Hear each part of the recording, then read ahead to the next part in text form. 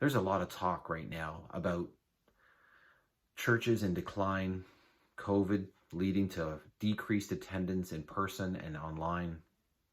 And while all those stats may be showing those things to be true to different degrees in different places here and around the world, I think a big question that needs to be asked is, why do we bother gather together on a weekly basis in the first place? Some people would say, I don't really need to do that to believe in God. I can just enjoy the creation around me. I can go out on my own. I can do that. And it's true that you can come to know God to some degree by looking at the creation, that you can see how he's made it in all its beauty and design. Absolutely. But for centuries, Christians have gathered because it's an opportunity to come to know God individually and communally.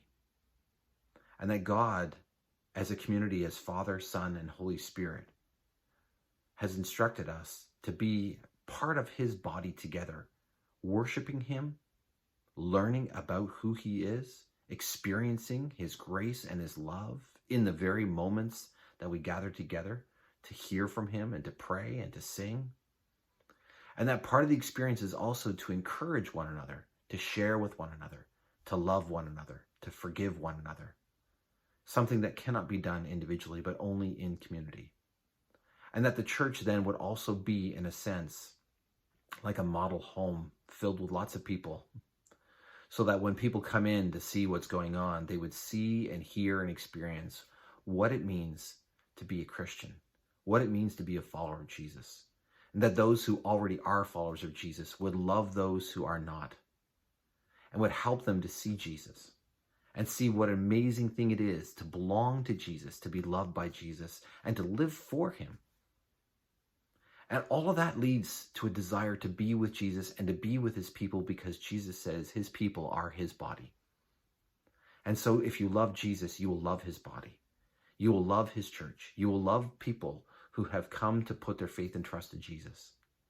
And because Jesus loved people who were belonging to him already and those who are not yet, you will learn to grow to love each other, and you will learn to grow in love for those who do not yet know Jesus, so that they too could come to know his love, and in knowing his love, be changed and experience a love that no one else can give, a love beyond all other loves, a love that never ends, that never dies, that goes on for all eternity, and is bigger than any other love that you could experience. So, why do they gather? Why do we gather?